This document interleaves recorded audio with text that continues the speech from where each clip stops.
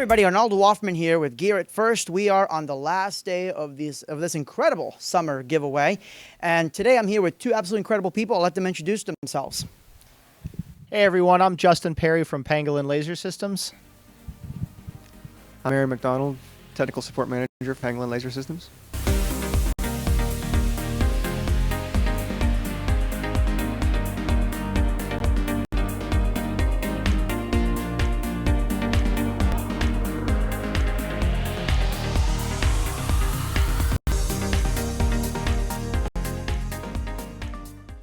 Today we're going to talk about laser safety. You know, we've mentioned lasers throughout this entire summer, and most importantly, that lasers can be very dangerous if you don't use them properly.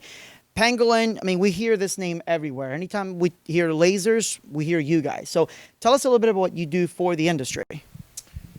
So Pangolin Laser Systems, we've been in business for 30 years, and we really developed a lot of the laser light show technology that allows you to design and create laser light shows. Everything from your software and hardware to a lot of your laser safety systems, and now we also offer a line of laser projectors as well. Awesome. So I guess we're going to start from the very beginning then, as far as, you know, laser safety and all that. You know, becoming a laserist, I remember years ago, it was a scary thing. To this day, it still sounds kind of scary because you hear all these terms like variances and, you know, the possibility of, you know, hurting somebody with lasers. And just overall, there doesn't seem to be a very clear-cut way. So I'm hoping this video will kind of give everybody the one path of becoming a true laserist. So first, let's talk about how do you become a laserist? Sure. So one of the first steps in becoming a laserist that's, you know, everybody's kind of searching for their first laser projector. And when you're going to find your laser projector, you want to first and foremost make sure that that projector is certified and compliant with CDRH and FDA regulations. So it begs the question, how do I do that? Yeah. A very simple way is to go to regulations.gov. If the manufacturer you are considering purchasing from has certified and compliant equipment, you should be able to pull up their manufacturer's variants at regulations.gov. This website was set up in conjunction with the FDA to allow you to browse and search FDA-related compliance material. So it covers not only laser light show equipment, but also some of the industrial and medical laser-related equipment in the field. So that's a real surefire way to see if the projector you're trying to purchase is in fact certified and compliant with the CDRH and FDA regulations. So with that being said, I mean, let's say I pull up, you know, I go on there and I pull up a manufacturer's variants. How do I tell if it's current? Is there anything I need to be on the lookout for? Yeah, absolutely. It's another great question. So each year as a projector manufacturer, you're required to file some additional paperwork, keeping your manufacturer's variants up to date. For example, if you come out with a new line of lasers, that new line needs to be additionally certified under your manufacturer's variants. So when you're browsing different manufacturers and ensuring that you are purchasing a certified and compliant piece of equipment, you want to look real closely at the dates of their variants, make sure that it's still in effect. And you also want to make sure and read very carefully that the model of laser you are purchasing is also documented within their manufacturer's variants. Okay. So once you find a laser projector, you know, that fits our needs and we know that is legal to use here, so can we just buy it and use it right away, or is there something we have to do? Sure. Another great question. So in the United States, you're required to have what's called a laser light show variance. A real easy way to think about this is that it's your license to operate a laser show. It's a promise between you and the FDA that you're going to do everything you can to ensure the safety of your audience when performing a laser light show. Within a laser light show variance, it's going to document your general setup and testing procedures, and it's going to allow you to prove to the FDA how you can guarantee the safety of your audience. The laser light show variance is also going to document the model of projectors that you are using. So if your laser light show variant was written to cover, say, for example, our Club Max line, or it could be X Laser's Mobile Beat line, though the model of projector you're using needs to be documented within your variants in order for you to be compliant. Okay. Now, you know, as with any industry, there's always people that try to skirt by underneath the law. What happens if you are doing a show without a variance? Is there a laser police? You know, I've had some experiences where we have run into laser police, but right now, who are the laser police, and what happens if they see that you are running a show without a variance? Yeah, another great question. So in the United States, lasers are regulated by the FDA. There's a subcommittee called the CDRH that does kind of the day-to-day operations for the FDA. The CDRH does have inspectors set up throughout the United States that do go in and check the compliance and regulations of laser light shows and displays taking place. I don't know if we'll call them the laser police, but they are inspectors that are out there that are going to shows to make sure that you're using certified and compliant projectors and that you as the operator are a varianced operator. We've also, in our discussions with the FDA, heard that they're partnering with local fire marshals and local police agencies to help train them on how to inspect a local nightclub or a local show to ensure compliance as well. Recently in Orlando, we had a customer doing a laser light show at a hotel. Normal ballroom setup. He's a mobile DJ as well. And the compliance manager for the hotel actually requested to see his variance. So my point in saying this is it shows how far down the line the education is starting to go now. More and more people understand the dangers involved with lasers. They understand that you need to operate a show in a safe and compliant manner. And so as a result, more and more people are becoming educated on what to ask a laser light show company in order to ensure their compliance. It protects them as the venue, but it also protects you guys as the operators of laser shows because you want to make sure you're doing stuff in a safe and compliant way. Awesome. Now, you had mentioned regulations.gov for us to check manufacturers. Can a hotel also check our variants on there too? Will our variances be posted there? And then what's the whole process from start to finish of getting the variances? Is that something that, for example, Pangolin would help out with? And can we be denied for any reason? Another great question. So regulations.gov will list your laser light show variance once it has been approved and granted. So you'll be able to log on there and pull it up and see the authenticity of that. In terms of the question of, what is the process of getting a variance? It's kind of specific on the manufacturer you purchase from. If you buy a projector from us, we're going to file your variance electronically. We work with a third-party company called Xtega to do this. It's run by a gentleman named Brian Gonzalez. He's actually the president of the Laser Display Trade Association called ILDA. Okay. So he's a very well-credentialed individual. And so he's going to get some basic information from you, such as your name, email, telephone number. He's also going to ask you some questions about the type of shows you're going to be doing, whether they're indoors, outdoors, things of that nature. And he's also going to ask you what model of laser projector you're using from us. So if you're using our Club Max line, our Atom line, which is a little more high power, or a Spectrum line, he's going to document the specific models of lasers that you're using within your variance when he files it.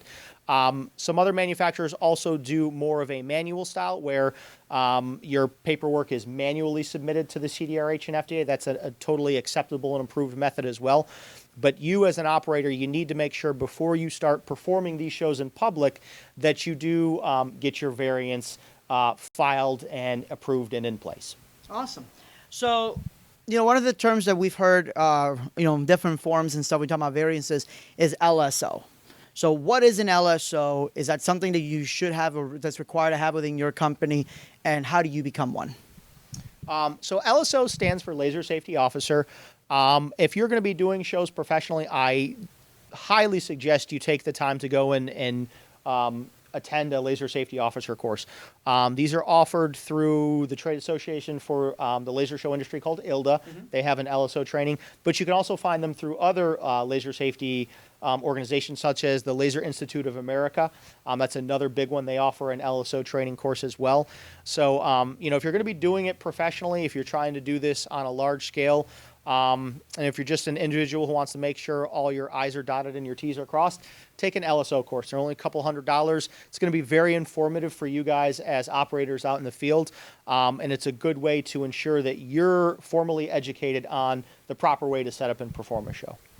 Awesome. So as far as, lasers, what happens, what can happen if you don't follow safety, the safety regulations that they have set in place?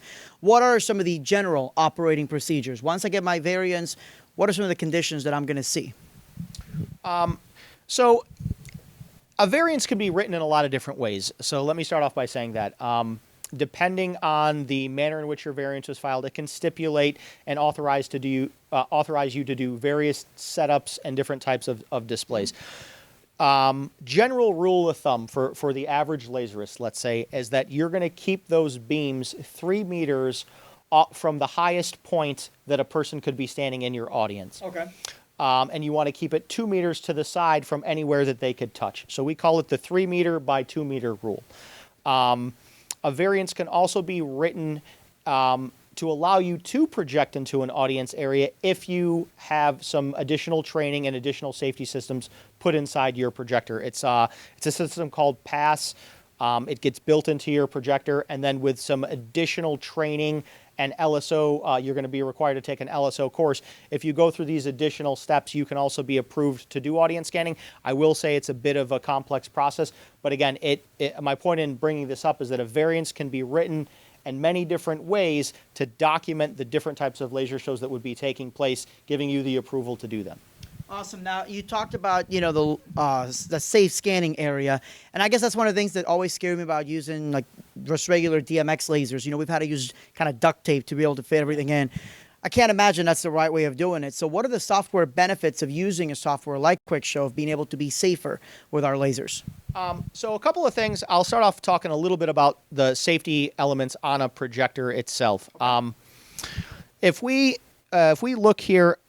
For example, I've got our Club Max line right here. So this is what we call a Club Max 3000. First thing you're going to notice is that we have a manual shutter on the front. So this comes up, and you can position this in a different area to block output from the laser from going in a specified area. So this is, just one very basic safety feature. You're going to find this on most any laser projector. On the back of the laser projector, you're going to notice a few additional things. First thing being our key switch. So you have an off and an on position. This is an interlock, and this plugs in right here, but this slot is actually used for your e-stop. So, and we'll demonstrate what an e-stop is here in a minute, but it's basically a mushroom switch that when triggered will disable all laser output going to the projector. And this is actually required when doing a public laser light show. So your e-stop signal is going to connect here. In addition, on the back of the projector, you're going to notice we have what's called a scan fail safety.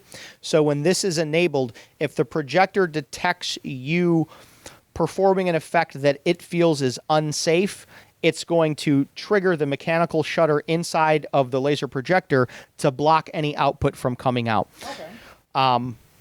In addition to that, in the software, our software called QuickShow, we've got some added safety features that are built into the program. So we've got an electronic e-stop in QuickShow that we call a blackout button. And in addition, within QuickShow, we have a feature called zones. So what a zone is going to allow you to do is to set a master projection area and then defined projection areas within that master projection area. So say, for example, this is my master projection area. Let's use this basic square shape right here. Within that master projection area, and Aaron's got the test pattern set up now, I can set specific zones within this area that I want laser output to display into. Okay. So this can be used as a safety feature as well to prevent lasers from going in an area that you don't want them to go.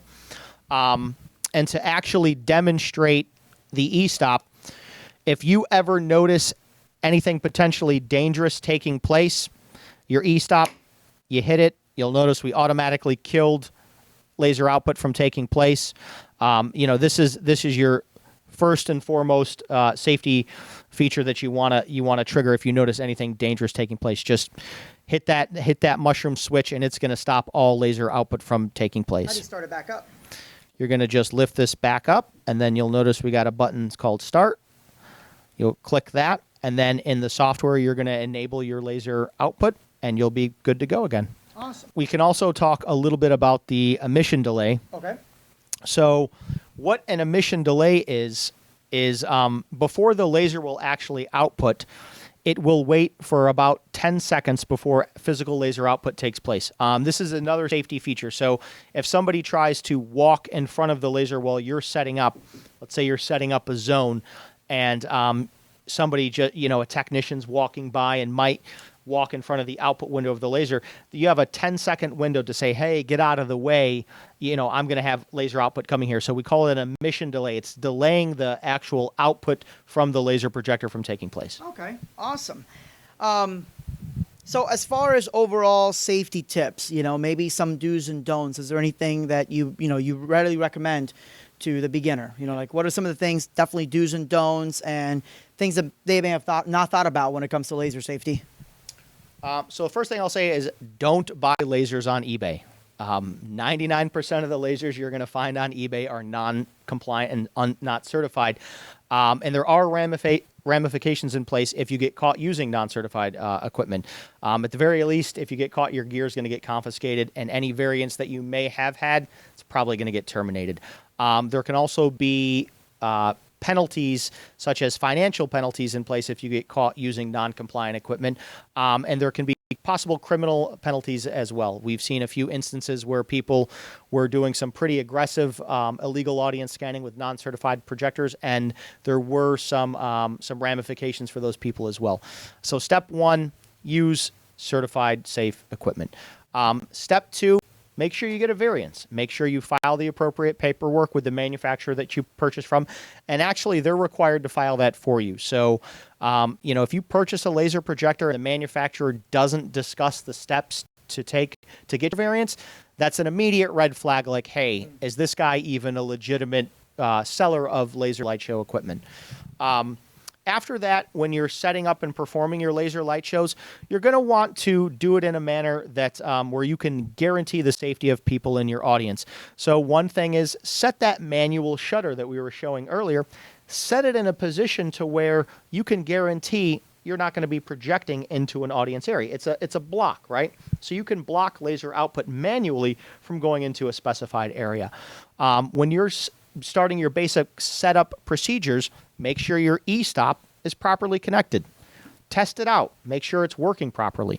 When you're setting up your zones, clear people out of the area and make sure you set up your zones in a way that are also not going into an audience area, and to make sure you're adhering with that 3 meter by 2 meter rule.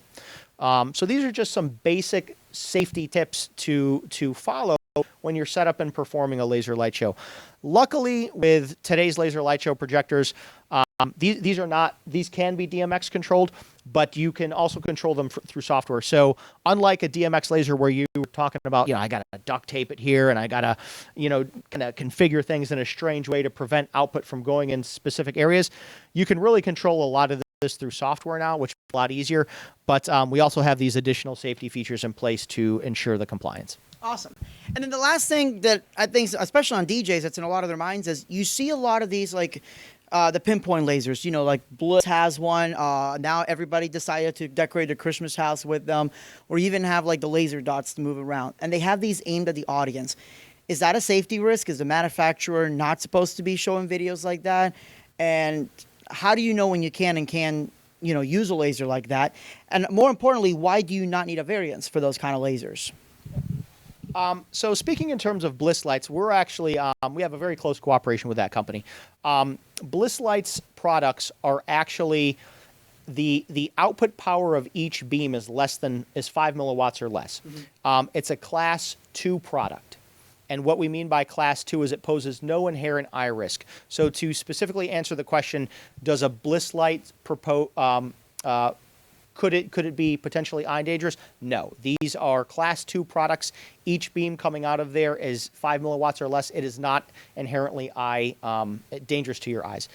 You mentioned a laser dock. I think everybody should know that is technically an illegal laser projector in the United States. These are not certified. It is a class 4 projector, and it does not meet the FDA's safety requirements to be certified in the United States. They've talked about working on this, but from what we've seen, there's been no actual action taken to certify those projectors. So you shouldn't even be using a laser dock in the United States. It is not certified, and it could be potentially eye dangerous because it is a class 4 projector. So if a static beam comes out of that thing and hits somebody in the eye, yeah, you could do permanent eye damage. So while this doesn't directly apply to the live event industry, I've seen, a lot of people in general playing around with the laser pens, like the really powerful laser pens, not the ones for PowerPoint presentations. I mean, do those fall under variance? If somebody's using one of those outside, is that illegal if they can hit, planes and stuff with it? Or, how exactly does the law regard these laser pens, the powerful ones? So lasers are, it's not so much if it's a pen or a projector. It's really more defined by the output power of the device. So you have class 1, class 2, class 3, and class 4. And within each class, you have subcategories. And these classes are broken down in terms of power. So if a laser pointer can emit a power level above 5 milliwatts, it needs to be a certified device.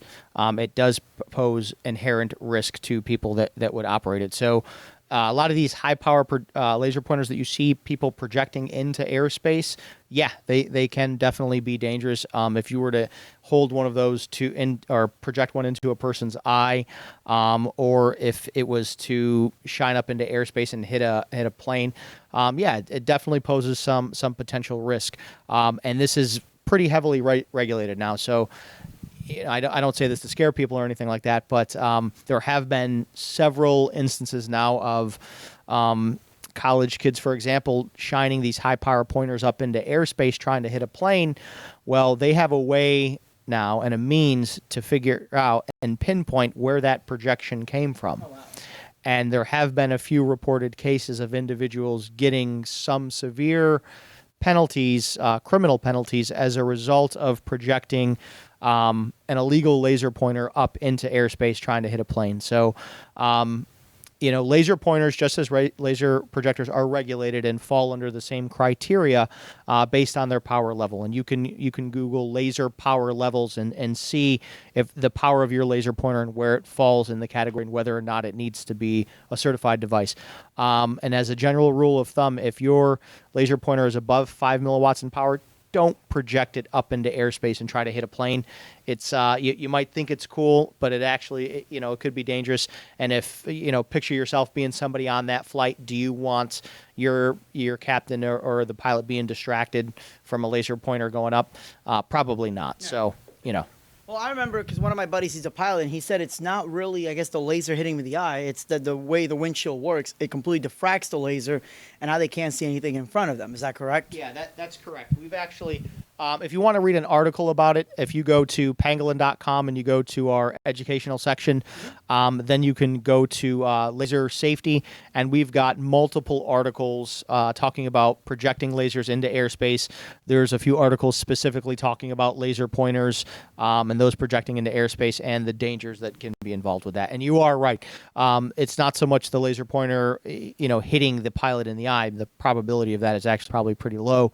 It's more of if that goes into the cockpit area and then passes through that glass, it can diffract the beam, and it's that instance of a bunch of diffracted laser light going into that cockpit area that could be pretty troublesome for a pilot. So, absolutely. We've talked about some of the safety features within the hardware itself, and then we talked about safety protocols indoors.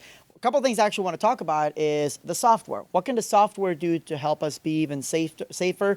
And later on, actually, we could talk a little bit also in outdoor shows too, how that works. But software-wise, what can QuickShow do to make sure that I'm running my show as safely as possible? So first of all, QuickShow's got what I like to call an electronic e-stop, also known as a blackout button. So if Aaron triggers the blackout, it's immediately going to disable laser output, as you've seen here. You can do that by pressing the escape key. You can do it from a mouse and keyboard by pressing the blackout button in the software, or you can do it from a MIDI console. We've got an APC Mini set up here that you can see, and you can press the blackout button on the APC Mini and once again disable your laser output from the MIDI console. You can also map a blackout to a DMX console or another MIDI console. You don't have to use the APC Mini, and you can black out that way as well. Further inside the software, one of the best safety features that we built in is what we call a beam attenuation map. We call it the BAM for short. So what the beam attenuation map is going to allow you to do is to black out laser output in a specified area, or reduce the amount of laser power going into a specified area. So we can take a quick look inside the software here. You'll see Aaron's got the beam attenuation map pulled up. And what we're going to do is we're going to black laser output from going up into the top left-hand corner of our projection. So we've got a few tools in the software to do this, and you'll notice that he's very quickly blacked out laser output from going into that top left-hand area. Now, this becomes pretty handy if you're working in a venue where the lasers are positioned kind of in a perhaps an awkward arrangement where it's difficult to prevent them from possibly projecting into an audience area. So you can put up your manual shutter, and then in addition, as an extra fail-safe, set a beam attenuation map just to further guarantee no laser output would go into that audience area. This can also be used, for example, if you want to prevent lasers from hitting a video projector or a camera. A lot of people might not know that if a laser beam comes into contact with a camera lens or a video projector, it can actually damage it. So using a beam attenuation map, you could black laser output from going into that specified area. So let's say, for example, there was a video projector in the middle of our abstract that's running right here, and we want to black that out. So we'll black out laser output from going into that area here, just to give you a quick example. So it's kind of a crude example. You'll see there's no output in that center area we just quickly defined. And you can get a lot more dialed in with this. Mm-hmm. The tools will actually allow you to get pixel by pixel where you want that to go. But just a rough working example of how the beam attenuation map works. Now, why is the actual attenuation itself moving? It looks, or at least it looks like it's moving. It's the abstract. Yeah, it's following the animation of the abstract. Oh, okay. Right? So what's the difference between using attenuation and actually using the resize tool that's in there? Is there one that should be used before the other? So the resize tool is geometric correction. I like to explain it like this. Let's black out for a minute here, Aaron.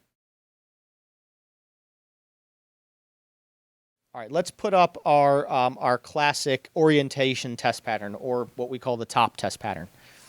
All right, so right here we've got our master projection area. I can make this bigger, smaller. We could max this out a lot further than what we have set up here. But this is our master projection area. And then within our master projection area, we can set up multiple zones. So we'll kind of give you a quick example of this. Okay. So we've got our master projection area. There's zone 1, and I could make zone 1 a little bit smaller within our master projection area if I want to, using those geometric settings you were talking about earlier. So now we've made a smaller zone 1, and we could position that maybe up in the top right-hand corner as Aaron's doing right now. And then we'll come in and we'll make an additional zone. Let's call it zone 8. And we'll change the size of that, and maybe we'll put that in the top left-hand corner. So now I've got 2 individual zones set up within my master projection area. And I can apply an individual beam attenuation map to each of those zones. So in zone 8, if I want to block out the center of that specific zone to ensure no laser output goes there, mm-hmm. we can black out the laser output there, as Aaron is demonstrating right here.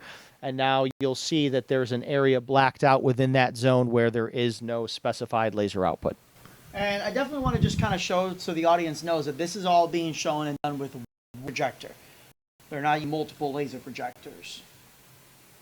If somebody wanted to use, let's say, for example, multiple projectors, how does that work? I mean, do you have a controller for each one, or can they be daisy-chained? This is it's a great question we get a lot, and it's called independent versus shared control. So as a working example, we've got 2 laser projectors right here. We'll call it laser 1, and we'll call this guy laser 2. If I have 2 laser projectors set up, and I only have one piece of control hardware going into laser 1, these 2 lasers are going to do the same thing at the same time. It's shared control, also called a daisy chain. So basic working setup is you've got your FP3 ILDA cable running into projector 1. You'll daisy chain that signal over to projector 2 with another ILDA cable. Both lasers will do the same thing at the same time. If you want independent control, where the lasers do something different at the same time, you need an individual piece of control hardware for each projector. And we've actually got a great tutorial video about this online. I think we could probably link to that will walk you through step by step how to set up a laser show with both shared control and individual control. Awesome. So then let's talk about, quick show. Like if, let's say a DJ that's watching this right now, they want to get into lasers, or even an LD that's never done lasers before. And there's quite a few of us out there. You guys obviously have tons of different softwares out there. We've heard most common, Quick Show, Beyond. There's even like the LD 2000 and all that. So what's the main differences between Quick Show and Beyond, and what should they get started with first, and what are some of those features? So if you're new to lasers, I generally recommend starting with Quick Show. It's a very powerful software. It's you've got live control operation in there. You've got a timeline, so you can program timeline-based laser shows. You have got a drawing program and an editing program, a text generator if you want to do text, a logo generator if you want to do custom logos. And it's going to help build a foundation for you on designing and creating your own laser light shows. We say Quick Show is powerful, affordable, and easy to use, and it really kind of lives up to that reputation. It offers you a ton of tools, but in a very user-friendly format, so that if you are new to lasers, the learning curve is not as difficult. If you're a professional lighting designer, or if you're a little bit more advanced in the laser industry, maybe you've already used Quick Show, or you've been working with lasers for a while, Beyond is probably going to be more appropriate from you. Beyond essentially takes all of the features within Quick Show and expands upon them, and we've added a lot of additional features on top of that.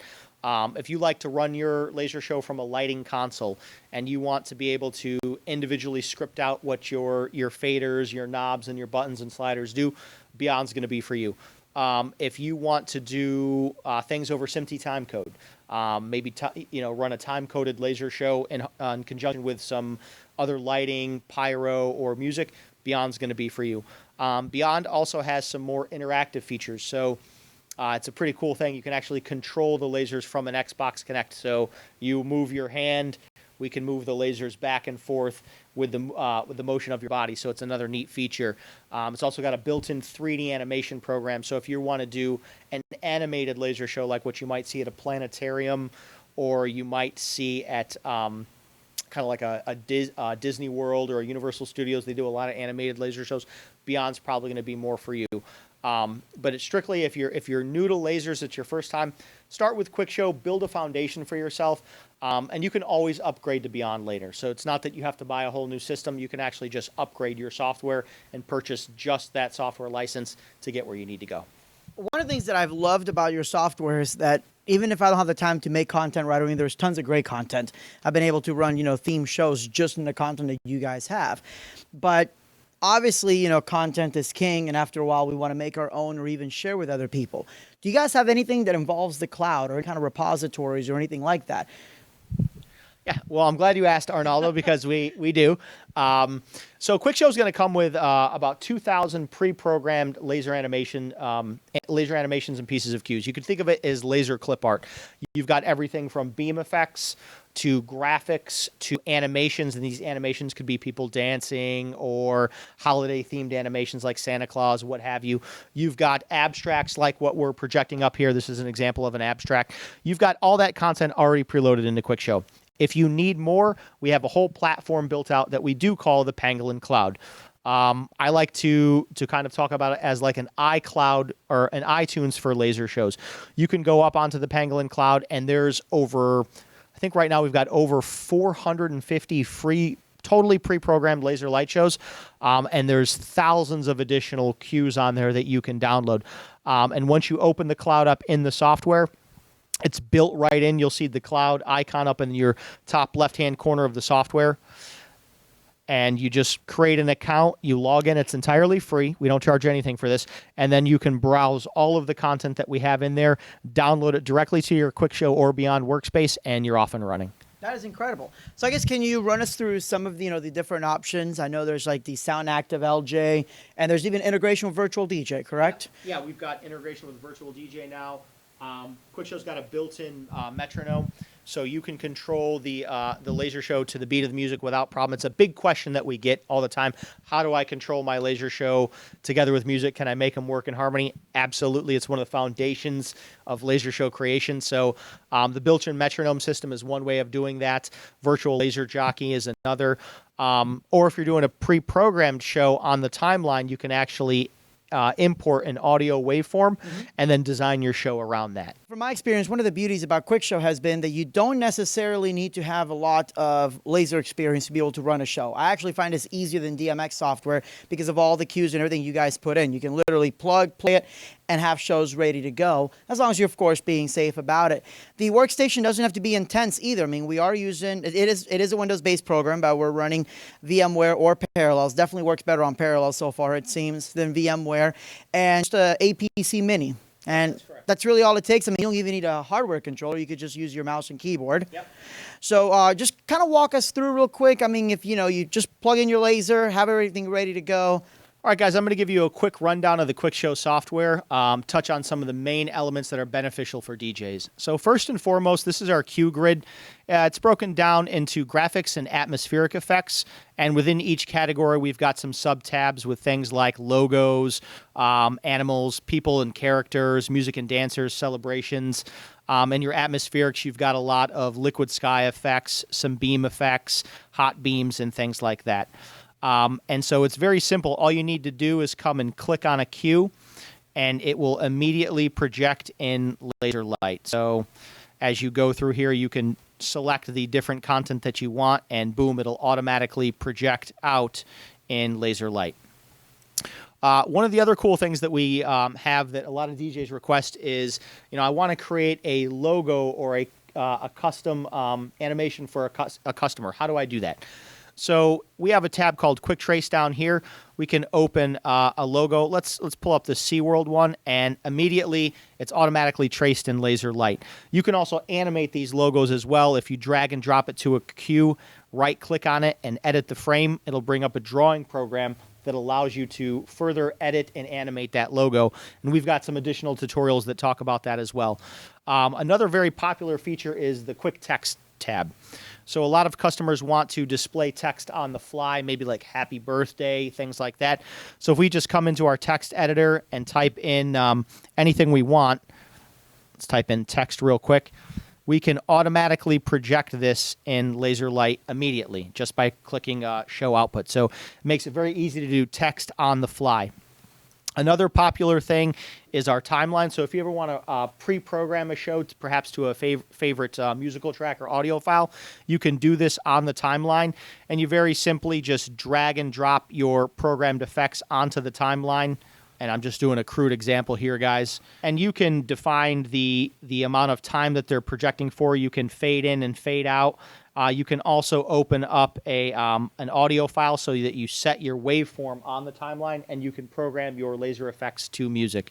And again, we've got a full tutorial series for all of these things already online on our YouTube channel. There's over 19 tutorials right now for the QuickShow software. They're going to dive real deep into each of these features as well. We recently released QuickShow 3.0. And again, kind of catering to the DJ community, we built some plugins for the virtual DJ software. So what this is going to allow you to do is to control QuickShow from virtual DJ, triggering your laser effects based on a set BPM within virtual DJ. And if you go to our QuickShow 3.0 tutorial video, you'll be able to see that as well. And one of the other new things is a lot of people wanted more MIDI functionality. They perhaps didn't want to operate from a PC and preferred the tactile feel that a MIDI console offers. And so we've created a custom map for the APC Mini that's going to allow you to run your laser show from this MIDI device. And it's truly plug and play. You don't have to map anything out. You don't have to script anything out. Once you connect the USB device, it is already set up and ready to go. So I can toggle through my cue grid here, triggering some different effects. I've got some sliders down here for things like colors. We can do some rotations. We can do some animations. We can control our brightness. So you've got all these effects built into the profile that's made for the APC Mini that's already plug and play, ready to go. And if I ever need to black out, I can just come up here, black out, and start fresh whenever I need to. We've covered quite a bit on laser safety for the operator and for the audience. But let's talk about safety as far as the units themselves. Is there such a thing as a one-size-fits-all as far as getting really good liquid skies, beams, and graphics? Can you burn out a laser or the motors? Because those motors are going pretty fast. I mean, is there a shelf life on this or even a cooling period that they would need? So there's a lot of different laser projectors on the market today, but some key things you want to look for to kind of find a one-size-fits-all laser. First and foremost, look at the scan speed. The scan speed is going to define the type of effects the projector will allow you to create. So you want to try to find a system that's rated to 30K at 8 degrees or higher. That's going to allow you to do nice aerial beam effects, liquid skies, but it's also going to be fast enough that it can do some of the more advanced text graphics and logos that you might see coming in from some of those professional displays. You also want to look for analog modulation. What that means in simplified terms is that it's going to allow you to fade in and fade out across different colors. So a TTL-based projector is limited to 7 colors only. An analog-based projector is going to allow you to create millions of different color combinations because you can fade in and fade out between those different colors. Another very important thing you want to look at is the scan angle that is being specified and how wide those scanners can project. So, for example, on these Club Maxes, these are rated to 40K at 8 degrees with a plus or minus 60-degree scan angle. So they are capable of projecting very, very wide, allowing you to get those nice aerial effects.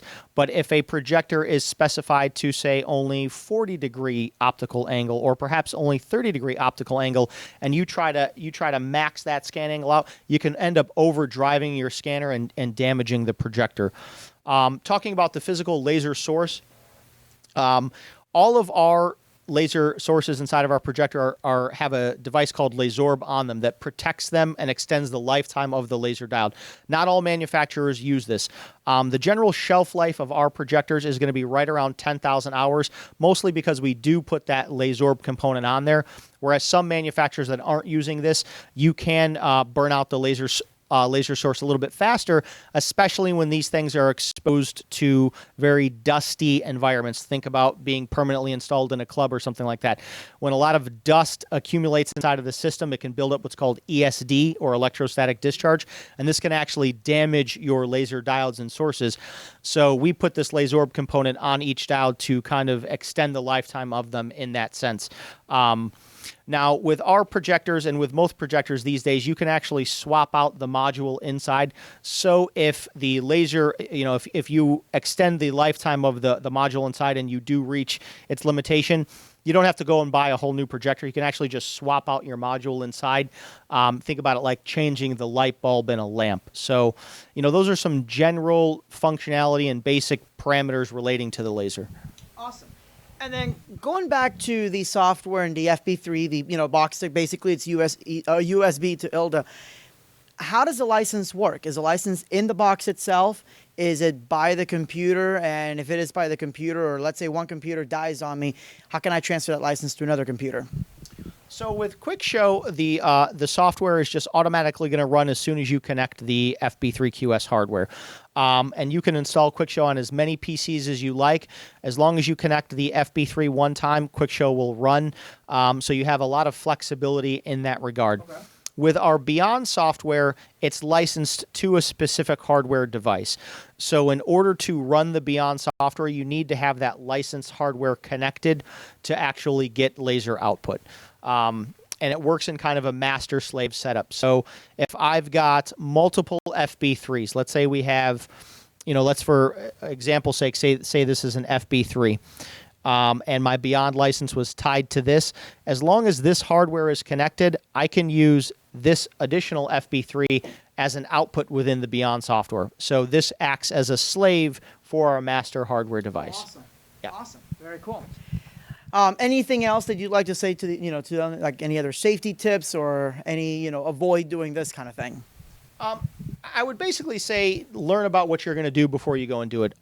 If you go to pangolin.com, we've got a whole educational section of our website built out, and this is categorized based on different questions that people have asked us. So what is a laser light show? What are the types of shows I can create? What are my laser safety requirements? What are the different types of laser light shows that can be programmed? How do I set up a live show?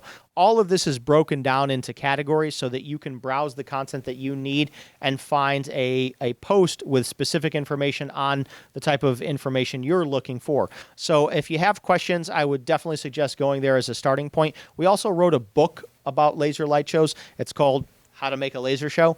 And so if anybody wants a copy of that, you can email contact@pangolin.com, and it's going to really break down from start to finish how to go about creating laser light shows, how to get into the laser light show industry and things like that.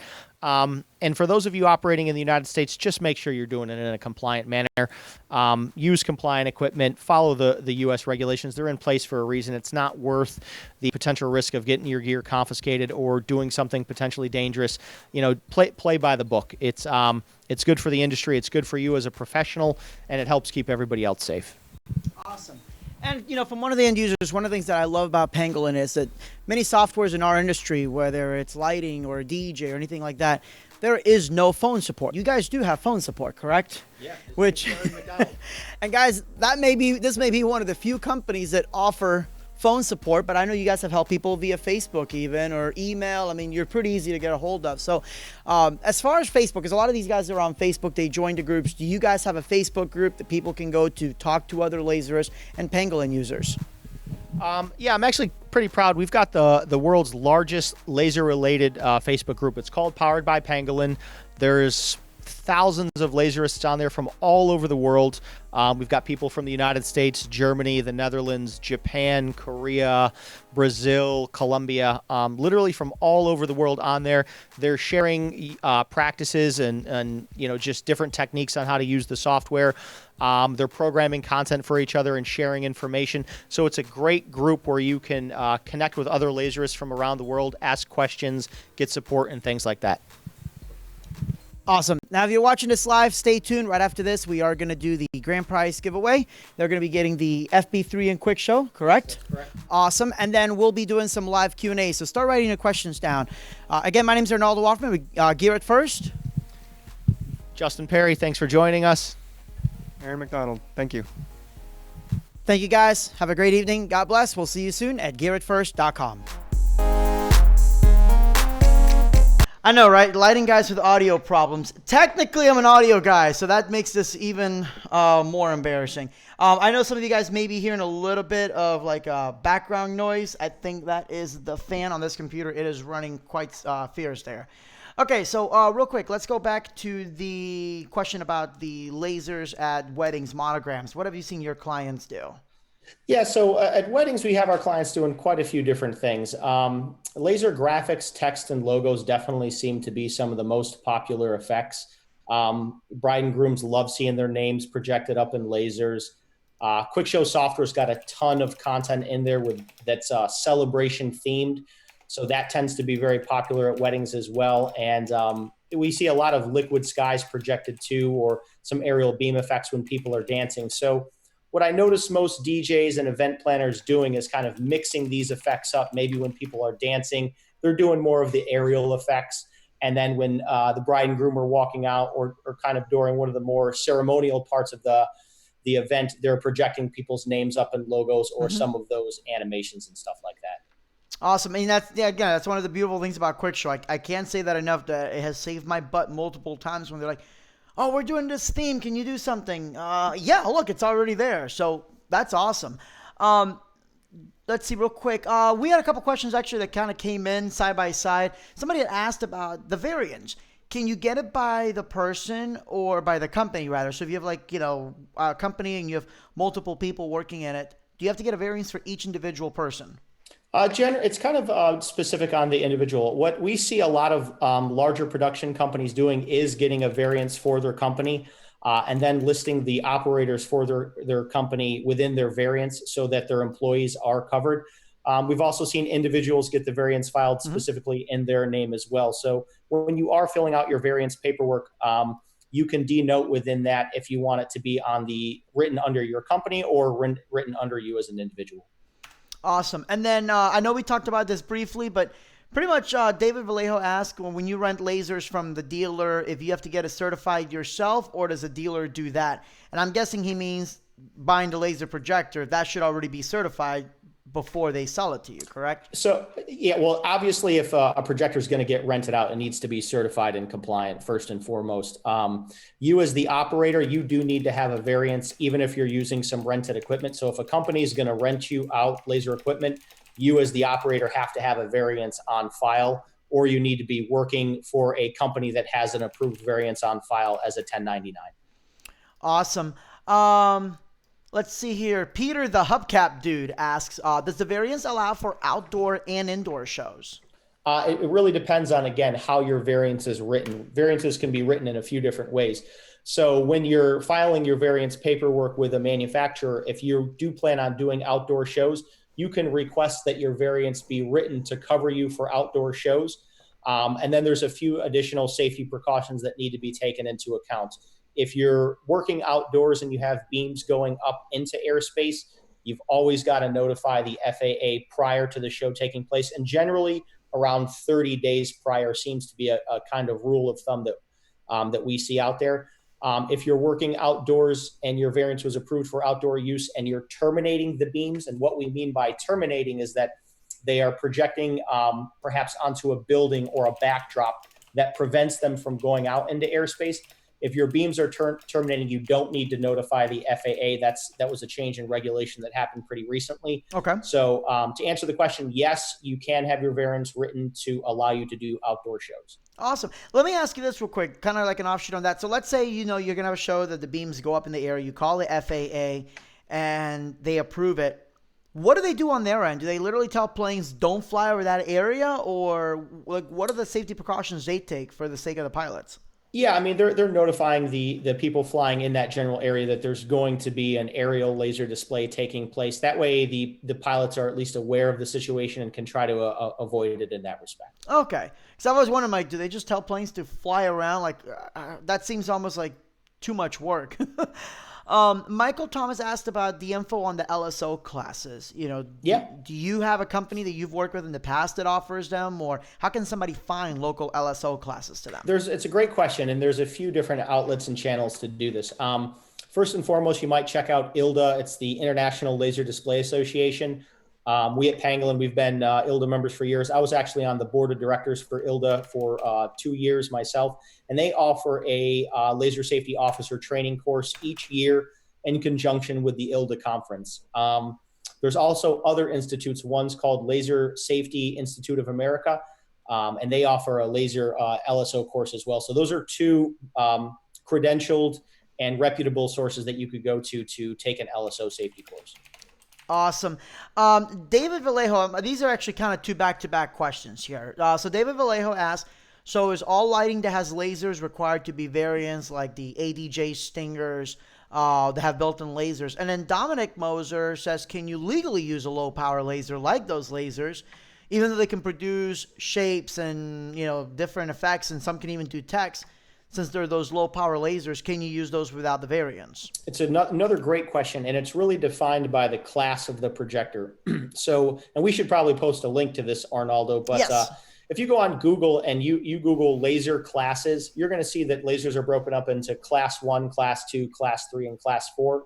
And within each of those classes, you have some subclasses. So does some of those lower power lasers from like ADJ or Chauvet, do they need a variance? Generally, no, because they're in the class 2 range. They're not emitting enough power to where the CDRH and FDA considers them to be dangerous. But as you get into higher powers, things like class 3 and class 4, you are required to have a variance. So the best thing I would recommend is to check out one of the graphs or the diagrams, and it'll show you the exact power levels that are required to have a variance in the United States. And we'll post a link to that in the group as well, guys. Yeah, I was going to say, send me that and I'll post it. And again, if you guys check this video out on gearitfirst.com, should be up by the end of today. If not tomorrow, at the very latest, we'll have all those links on there. So Peter asked, what are the dangers of pointing a laser projector at the audience? What type of injury or damage will occur? And I know we answered that briefly in the video, but I know you have a great visual of what can happen. Yeah, if you go to pangolin.com, we've got a whole laser safety section built out. And so when beams project up into airspace, if it were to hit a aircraft, it's not so much the laser hitting the pilot. It's if that beam hits the aircraft window and it diffracts out and kind of causes like a distraction to the pilot. That's the real danger there. Well, I think he's asking if you point it at the audience, like at their eyes directly. Oh, sorry. So when you're projecting into an audience area, yes, we have what's called exposure time. So if you're doing audience scanning, is what we call it in the United States, and you project into an audience area, if the real danger comes if you're projecting a targeted beam, and let's say, for example, if the laser malfunctioned in a way where that beam stopped moving, and the person's eye and the exposure time that they're exposed to the laser beam is increased, that's where you have a dangerous event take place. So in the United States, audience scanning is allowed if you have a specific variance allowing you to do that. But the general rule of thumb when you're performing audience scanning effects is you're trying to reduce that exposure time and ensure that the show is set up so you're operating within what's called maximum permissible exposure, or MPE. Can you real quick show me your phone? Because I want to use this to use a point. So, guys, they say don't take photos of lasers. And This is what happened to his iPhone. Accidents happen. And guys, if you guys can see, the pixel is missing out of the phone now. Yeah, right. If that can happen to a sensor, just imagine what it can do to the human eye if you don't, if you're not safe with it. So it's one of those that... Is something going to happen? No. Are you going to risk it? No, you'd be dumb to ever risk it. I've been hit before with lasers from being stupid. And yeah, it hurts for a bit. I don't think, like you said, there has been like any major, thank God, catastrophes, but I think it just takes the one person to do something really bad. It's not a matter of if, it's a matter of when, Yeah, exactly. That's exactly right. I mean, you always, when you're working with high power projectors, you always want to just do your best to make sure you're operating in a safe and compliant manner. Especially as a professional DJ or production company, it's your reputation on the lines, as well as the safety of the people in the audience. So you just want to do things by the book and make sure you're following the proper safety precautions. Absolutely. And those of you guys watching the live stream, if you have seen the live stream on insurance, remember that your insurance company will cover you maybe the one time if you're lucky, and after that, you're going to get blackballed if you do something as dumb as not following the steps in your variance. I know my insurance company went through a whole spiel with me about that. Peter asked about, actually, it's kind of a back-to-back question. He asked about the casinos in Atlantic City that shoot the green lasers in the sky. He said he could see it about 24 miles away. How did they get away with doing that? Was it because they did, they filed that paperwork with the FAA, like you said? Yeah. So I think I know the venue that he's talking about and the individual who did that show. And yes, if they were operating in a compliant manner, which I'm sure they were being a casino, they surely must have filed with the FAA prior to the event taking place. So you mentioned about it being an active airspace. DJ Kaz wants to know on outdoor shows, how do you know if you're in active airspace? He's in Nebraska where there's lots of open space. General rule of thumb, guys, if you're going to be projecting beams up into airspace, even if you're in kind of a remote area, contact the FAA prior to the show taking place and notify them. It's going to protect you. And even if you're in that remote area, you don't know, there could be aircraft flying overway. So it's just better to be safe than sorry. And contacting the FAA is not very difficult. There's some basic forms that you'll fill out. And you just want to put it on their radar so that they can notify any aircraft in the area. Absolutely. This is actually a really good question. And this is from David Vallejo. Can lasers damage other electronic equipment that it may hit while doing a live show? And he says, are there any areas that you recommend to shoot a laser? And I guess where not to shoot. I want to save that part for part 2 of the question. But let's talk about other gear. Can laser damage other gear other than cameras? Yeah, absolutely. So you want to be very careful with things like video projectors.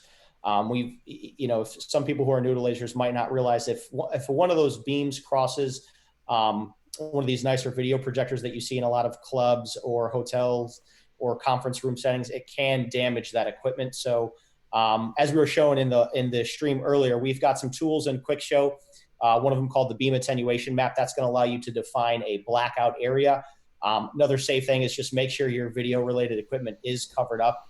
And then as you start to get into higher power laser equipment, you've also got a risk if a beam goes static to where it's just a targeted beam projecting out and that's not moving. You also can have a potential fire risk as you get into some higher power equipment. So you want to be careful of that as well. So it can pose danger to other equipment if you're not operating it properly or taking the right safety precautions. And I guess that also includes asking the venue about any security cameras so you're not burning up their security cameras. Yeah, always a good thing to check when you're, if you're going to like a hotel conference room center or, a corporate event or something like that, you definitely want to check with the local AV guy just to make sure, hey, is there a video projector in here that I'm not seeing? Is there any AV equipment in here that I might not be aware of? Just so you can make sure that you're not going to damage it in some way. It's kind of funny you mentioned this. Several years ago in 2008, we were at an industry conference and, we must have had like 30 lasers set up and nobody saw the video projector that was just, way in the back of the room. And an individual went up there to kind of demonstrate some of his equipment and he ended up breaking that video projector. Oh. And it was unbeknownst to him, he got a bill for $10,000 from the hotel. So yeah, you definitely want to dot your I's and cross your T's in that sense, and just make sure that if you're asking the question, is there anything in this venue that I need to be aware of that could potentially get damaged? With a high-powered unit, do we have to worry about it hitting, like, for example, the little mercury part in the sprinklers? That keeps the one that once it pops, it sends water everywhere. I know that's been asked before, so I was kind of curious. I figured we tied into that. Do we have to worry about fire alarms as far as aiming lasers directly at it, or even worse, if it's one of those beam alarm systems? It's an interesting question. I've not heard of any instances like that happening. I mean, that would be a pretty rare event, so I don't think it's something you necessarily need to worry about. But what is something you should keep in mind is, let's say if there's a chandelier or if there is refractive material in the venue that you're working, and I like to use the example of a chandelier because everybody knows how when you project light at a chandelier it can create that disco ball effect. So with a laser, if you have like a chandelier or a glass fixture or something like that in your projection area and your beam passes it and light can reflect off, you need to be aware of that and possibly use a tool like a beam attenuation map to block that area out to prevent a piece of refracted laser light from going into an audience area. Awesome. And that kind of answers Peter's question about if there's a danger of the beam continuing in a new direction if you are doing an outdoor show and it hits a window or a mirror type. So I guess same thing, guys. You got to do your due diligence and really research what you're going to project on for sure. That's exactly right. So let's see here. David Evans asked, could you go into a little bit on how the scan speed of flexi or flicker, especially as the scan angle increases overall? Yeah, it's a great question. And we actually build optical scanning systems at Pangolin. It's right now we hold around 31 international patents for laser and optical scanning related technology. So it's something we're very well versed in. So laser in the laser show industry, we define scan speeds in terms of kpps, and we use specifications are supposed to be noted at 8 degrees optical. 8 degrees is the standard that was set by our trade association, ILDA. So for example, if we look at like, I'll use a Club Max laser as an example. Our scan speed is rated to 40K at 8 degrees. So when you project our test patterns, they're going to be projecting at 40K at 8 degrees. As you increase that angle from 8 degrees, the scanners have to push a little bit harder to continue tracing all the points in that projected image. So that's why you might notice as you increase the scan angle of something like a graphic, you tend to notice more flicker. It's because those optical scanners, which are really motors, think about it like a motor, they're having to drive a little bit harder to trace all those projected points. So, as you increase the scan angle, if you want to keep the resolution of an image nice, you might actually reduce the scan speed in Quick Show down a little bit. It's kind of a counterintuitive trick. People don't necessarily think about that offhand. They're like, I want to go as fast as I can. But think about like the RPM in your car. Sometimes when you're going around a turn, you want to slow down a little bit so that you have better traction. Well, when you're projecting graphical or very point heavy content from a laser projector across a wide angle, you might want to slow that scan speed down just a little bit so that you reduce some of the flicker and you're not driving the motor so hard. So, and this is stuff that really you want to play with because it can be content and cue specific. A lot of the cues in QuickShow are going to look very nice projected from any type of laser projector because we've optimized the content. When it was designed, it was programmed in such a way that it would look good even if you possibly don't have such fast scanners inside of your projector. But as you start to get into more custom stuff, perhaps a custom logo, some custom text, where you're not optimizing it to the extent that we did, try playing with that scan speed slider in QuickShow to see if you can, as you increase that scan angle, if you can get the image to project a little bit more stable, and that should help. So let's go into the part two of this question. Then he says, can we elaborate a little bit more on overdriving the scanners? Because obviously, if you go take that scan speed, as high as possible, we're probably going to overdrive them. How do you find the balance between the scan angle and the effect that you are creating? And are there any signs that we're overdriving the scanners? So inside, it's a good question. And inside QuickShow, there's a scan speed test pattern. We call it our 30K test pattern. And what you'll notice, if you project that test pattern, you're going to see in the center of it, there's a square box with a circle inside. Mm-hmm. And as you increase the scan speed or you increase your angle, that circle will either look distorted. It might go outside of the box, or the circle might break. And that's an indication that you might be overdriving your scanners faster than they were actually made to go. Unfortunately, there are scan speeds are something that some manufacturers they're not, let's say, correctly defining the specification. So people might think that they have, for example, a 40K scanner, but it was specified at 4 degrees. So they think they can drive it to 40K with no issue. But remember, it was spec'd at 4 degrees. Mm-hmm. So if you go outside of that, you could potentially overdrive your scanner. So you need to, the best test to do is if you have QuickShow and you've got a laser projector, project our scanner test pattern and measure an 8-degree angle coming out of the projector, and then project that test pattern and see where you stand. And set your scanner slider to 30K. That's what the test pattern was made for. And you can kind of begin to measure what your scanners are actually capable of doing. And there's another article on our website at pangolin.com in the educational section that talks all about how to actually measure the real speed of your scanner. So I would encourage people to read that as well. It'll get a little bit more into the science and the math behind calculating those scan speeds. Awesome. And then David also asked, is there any regular maintenance that should be performed on lasers? It's another great question, and it's kind of projector specific. Mm-hmm. I would say ask the manufacturer of your projector what they recommend for general maintenance. Speaking in terms of some of the lasers that we offer, these are all built into IP54 rated housings. Our modules are completely sealed. The optics are completely protected. We actually go as far to integrate a component called Lasorb onto each diode inside the system to help further protect them and extend the lifetime. So our systems are really made to be maintenance free, but it really depends on the projector that you purchased and that you're using.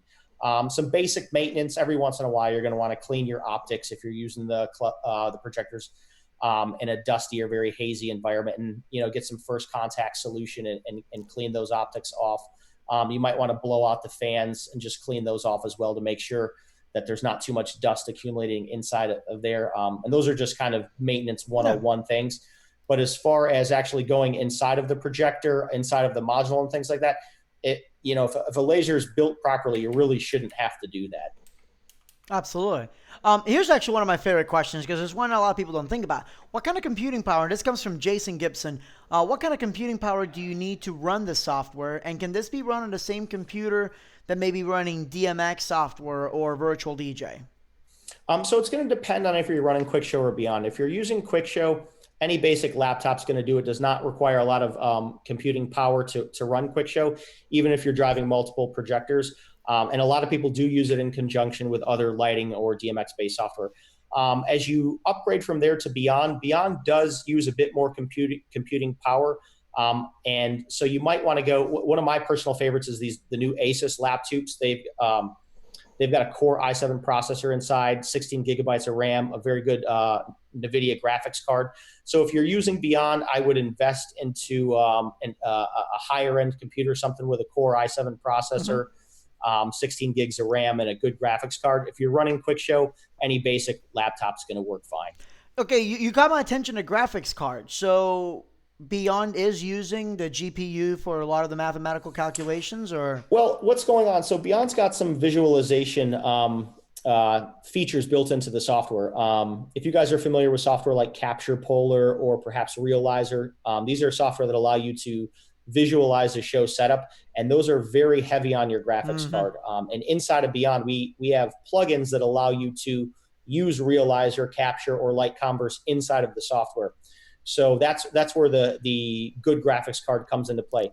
Beyond's also got what we call an enhanced reality preview, and it's almost, I don't want to say it's realistic in terms of it looks like actual laser light, but it gives you a pretty good idea of how the laser effect will look, and that can be a little bit heavy on your graphics card as well. So that's why with Beyond, we recommend you do use something like a NVIDIA graphics card or something like that so that you're getting the full benefit of the software. Of course. Let's see here. Hang on. This was the same type of question. Okay, so Loud and Clear Texas ask, as a DJ or somebody who gets really getting started with lasers, how do you know what to charge?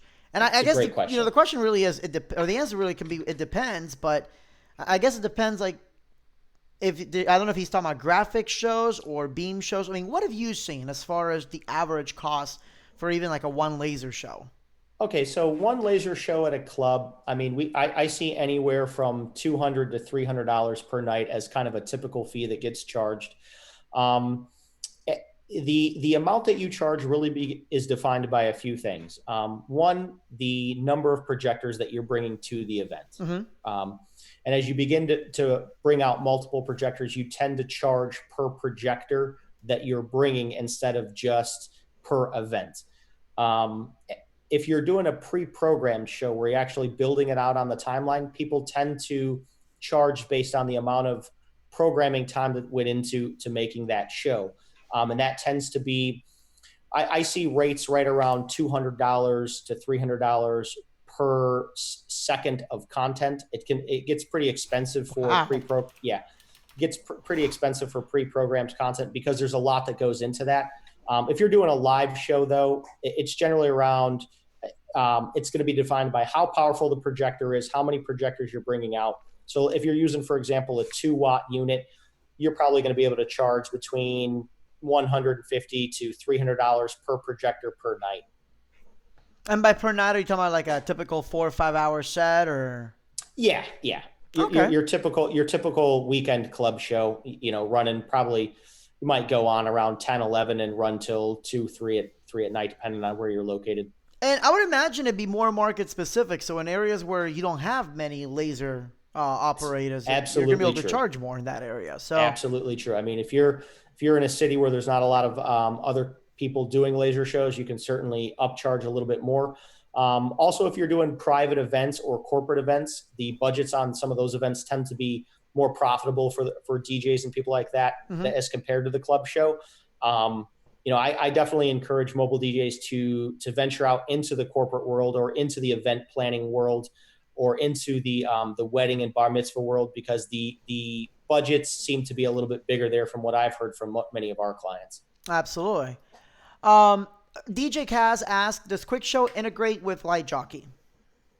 QuickShow will integrate with Virtual DJ, but it's not integrated together with Light Jockey right now, no. So pretty much for DMX integration, it would definitely be a Beyond thing. Yes, yeah. I mean, QuickShow's got some basic DMX functionality. There's a tutorial online. If you Google QuickShow, Quick DMX, it's going to show you some of that functionality that QuickShow has. But if you're looking for more advanced DMX control, I would definitely suggest going to Beyond. Awesome.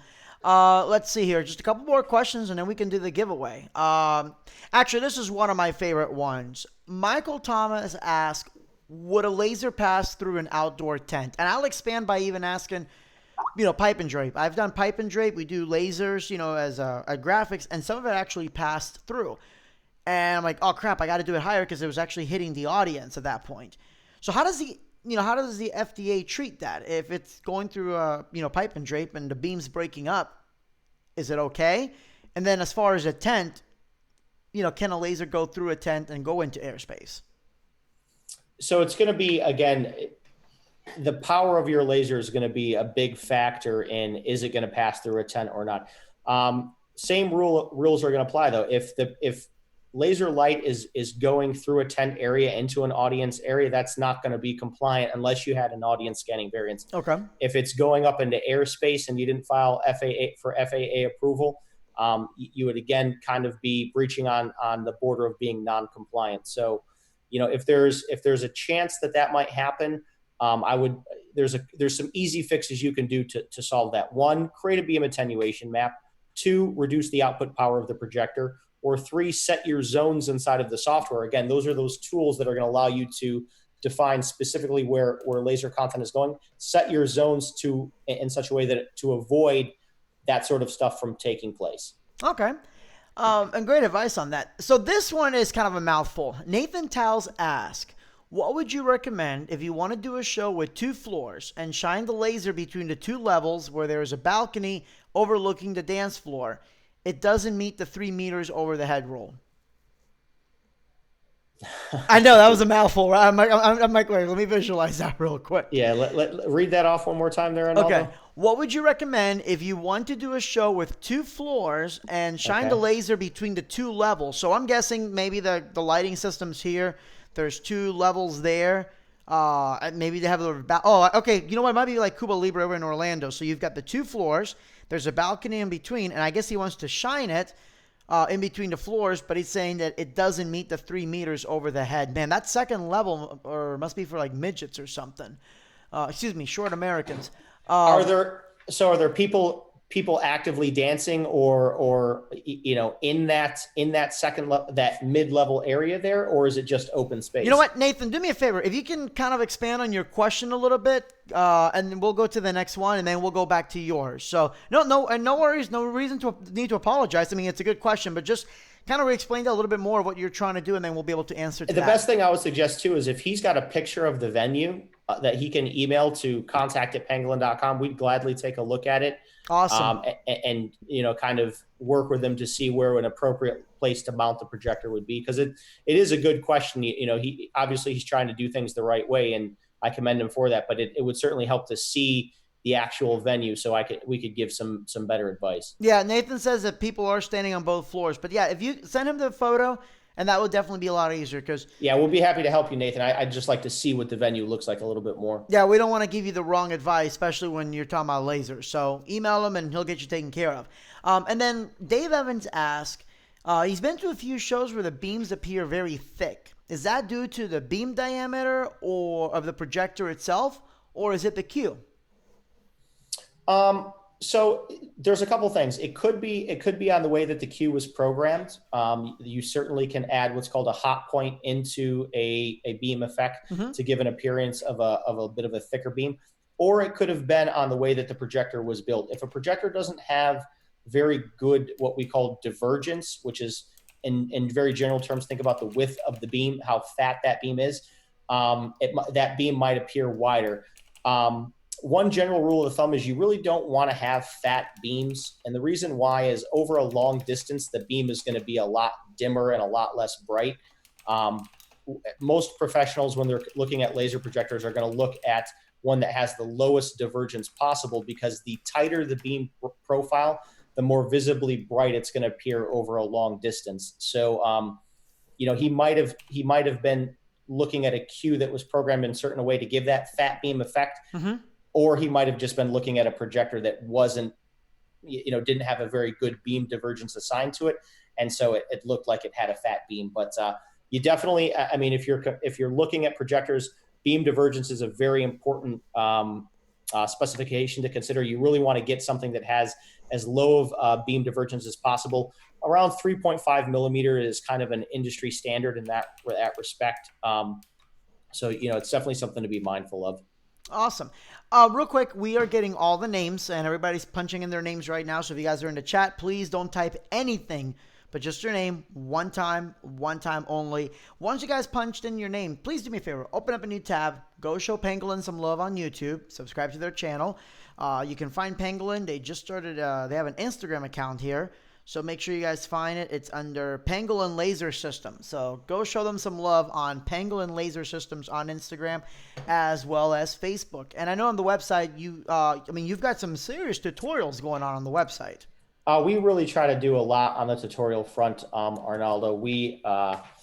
For Quick Show, we've got over 19 tutorial videos. For Beyond, we've got, I think, over 70 tutorials now. We've got a ton of tutorials that are discussing basic laser educational things, how to set up multiple projectors, how to set up zones. So on our YouTube channel, you're going to find a ton of educational content, guys. And we also published a free ebook that you can download. I think Arnaldo shared the link earlier. And on all of our websites, pangolin.com and lasershowprojector.com, you're going to have a full educational section built out that's just going to talk to you about basic laser education 101. What is a laser show, how to create a laser show, how to set it up. There's tons of diagrams. So all that is freely accessible to the public, and you guys are welcome to check that out.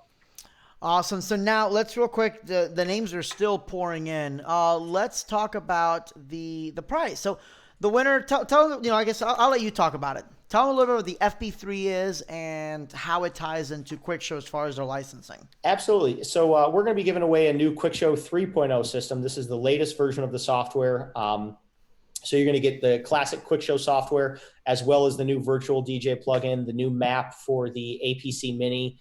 You're going to get we've got a couple other features in there that relate to BPM control. So you're going to get all those new features for free. And you'll get the FB3QS hardware. This is our most popular hardware. It's super easy to use. It's plug and play. You just connect it right to your PC or Mac via USB, and then it'll connect to your laser using an ILDA connection.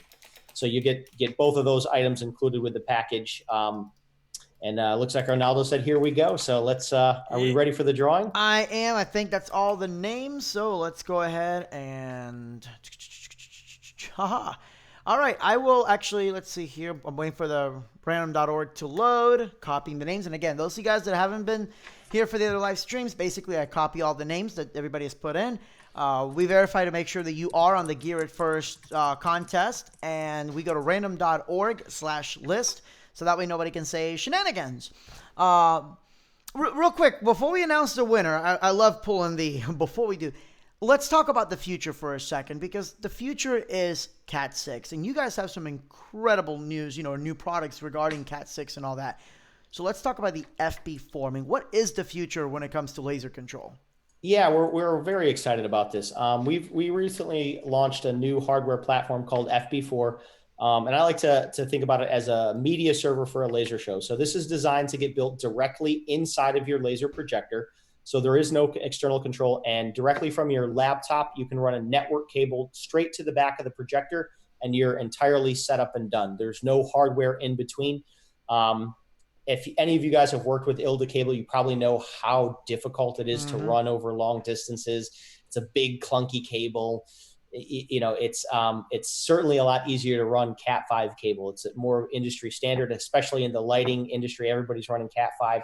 So FB4 supports that, but it also is going to support DMX, ArtNet, and standalone mode. So if you want to run things from a lighting console, FB4 is going to make that exponentially easier. Or if you want to run things from a DMX console and trigger pre-programmed effects, you can design your laser cues, effects, your shows. You can design it in Quick Show Beyond, save it to FB4, and then trigger that from a DMX console where there's no computer in the setup. So for guys that love the tactile feel of DMX consoles, they're used to that way of running shows.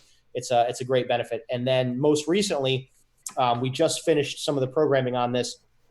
FB4 is going to allow for automatic playback. And this is something very unique to our hardware. You're going to be able to create a show, a cue, and animation, and then download that to the FB4. Wow. And then you'll be able to assign a time parameter. So you can say, I want this content that I programmed to play back every Friday for the next 6 weeks at 9 p.m. to 11 p.m. And you'll be able to define those parameters on the content that you put on the FB4. And then your laser projector with FB4 inside will run that content automatically. All it will need is power. So we just finished the bulk of the development on this. It should be released pretty soon. So that's something pretty cool to note. And we've got a full line of laser projectors now, all with FB4 built inside. So if anybody is interested in that, you can see these as well. We're also working with our friends over at X Laser. They've got some new projectors coming out that have FB4 inside. Mm-hmm. Those are looking pretty awesome too. So, definitely make sure to check those out, guys, because that is where the technology is evolving to. And I know we actually talked about the FB4 in the last show. And somebody said, well, the FB4 costs a lot more, and it does, but it's a lot cheaper than having to replace several ILDA cables because people wreck them. What I would say on that, Arnaldo, is I just shared a link. So you guys can see, if you look at the average price of let's say a 3-watt projector on the market plus an FB3 QS and Quick Show, it's actually not much more expensive to buy the projector already with FB4 integrated.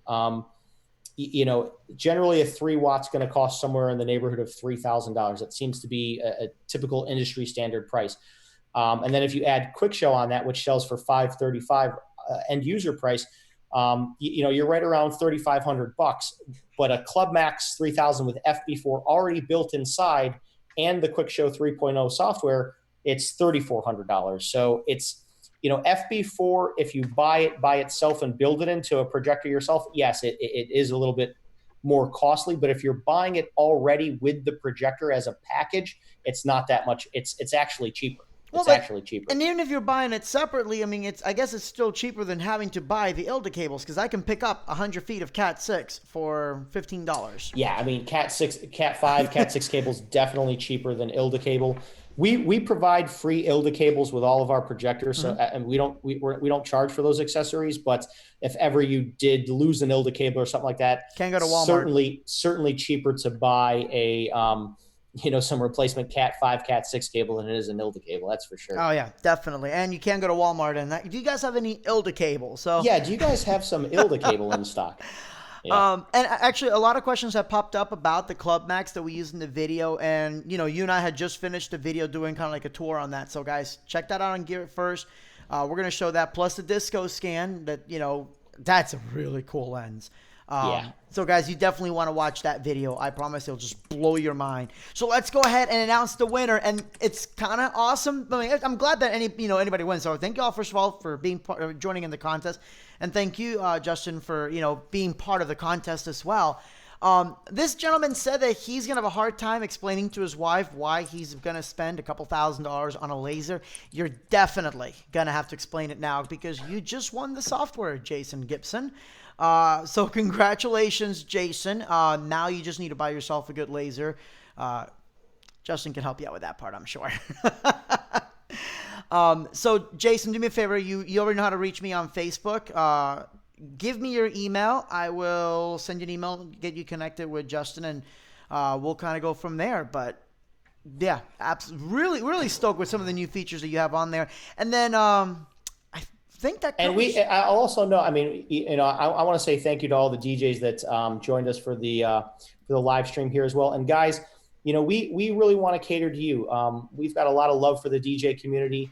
And you guys have a lot of great ideas. So if there are features or things like that you'd like to see from Pangolin, be it on the software side, the hardware side, or the projector side, shoot your ideas over. We're definitely receptive to your feedback in that respect.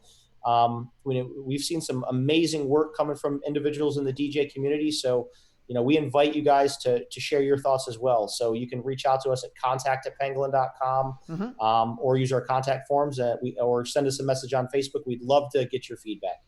And guys, real quick, if you are going to DJ Expo, friends at X Laser, they will be there. They actually have the new Quick Show, so you guys can check that out in person. There isn't a demo of Quick Show available on the website yet, is there? I know there would be. Oh, absolutely there is. We've got. Okay, cool. we can post a link to both. There's a demo version of both Quick Show and Beyond available online. So you guys can try it out for free for yourself, play with it. I'll post these links here right now. Yeah, post the links on the chat. I will post them on the description below so that way you guys can check it out. I'll tell you this because you guys, I've used almost every DMX software and console in the market. Laser is so much easier than lighting in every way, shape, and form. Once you get past understanding safety and how it all works together, it's literally plug and play. Quick Show makes it ridiculously easy. Beyond does have some real cool features. If you guys saw it in the pre-roll, you can basically map a video projector with your laser and make that video projector part of your laser show. You have also the Connect capability as well, correct, Justin? Yeah, absolutely. So, and thanks for pointing that out, Arnaldo. So there's a lot of people want to do audience scanning in the United States, but the process of getting audience scanning certified it can be a little bit challenging and a little bit expensive. So we developed this really cool feature in Beyond called Emulaser. And what that's going to allow you guys to do is to control a video projector as if it were a laser. And with video, there is no regulation in place to say you can't project into an audience area. So what we've done is inside Beyond, you can take all of our laser cues, and if you're using a high contrast video projector, you can project our laser cues through the video projector, and it looks almost like a laser. I'm not going to say it looks as sharp as a laser, but it looks close. And it's a really, really clever way to create an audience scanning effect without having to worry about all the compliance and audience scanning variances and additional safety concerns that go with audience scanning. So if you want to create an audience scanning effect, but you don't want to worry about those safety things or the hassle of the audience scanning variants, try Emulaser because it's we've got a lot of people using this out on tour right now. Lightwave International, huge production company in the United States, they've used this Emulaser effect a few times at a couple of the shows that they've done. It looks incredible. So it's a very easy way to create that audience scanning effect. And then with the Xbox Connect, that is, I'll post a video here so the guys can see. What this is going to allow you guys to do is to control lasers with the movement of your body using an Xbox Connect. So if you wave your hands back and forth, the lasers are going to follow the movement of your hands. You can actually zoom in and out by going like this, and the laser will zoom in and out with the movement of your hand. You could also map the laser.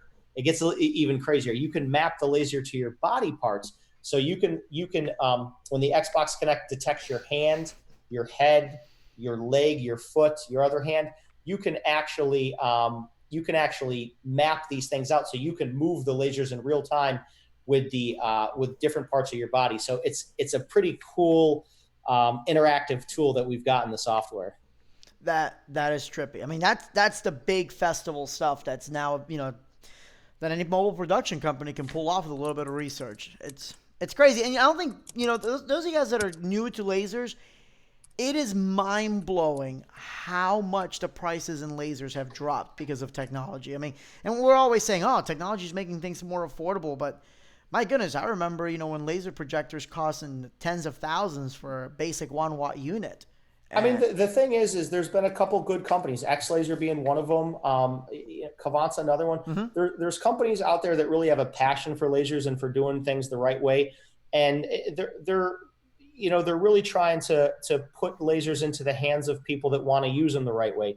So I think a lot of the growth within the laser industry can really be attributed to companies like X-Laser, like Pangolin, like Cavant. Mm-hmm. These companies that are just really doing their best to bring lasers to the industry, but in a safe and compliant manner. It's not about saturating the market and selling product. It's about, this is our passion, guys. This is what we do as a hobby, and we want to share it with everybody, but we want to make sure that it's done in a safe way because we're dealing with what could be a dangerous technology. So I'm glad to see that in the last few years, a couple good companies have really stepped up and kind of brought this to the masses, but in the proper way of doing things. Absolutely. So I guess with that, we'll go ahead and wrap up the show, guys. Thank you so much for tuning in again. Go show Pangolin some love on YouTube, Facebook. We posted those links. I'll post those links below once the video gets done. And we do all our fancy magic YouTube editing and all that. So I'm here with Justin from Pangolin. I'm Ronaldo Hoffman. Thanks again for joining us, guys. I'm Ronaldo Hoffman. Give it first. You guys have a great evening. Good night. God bless.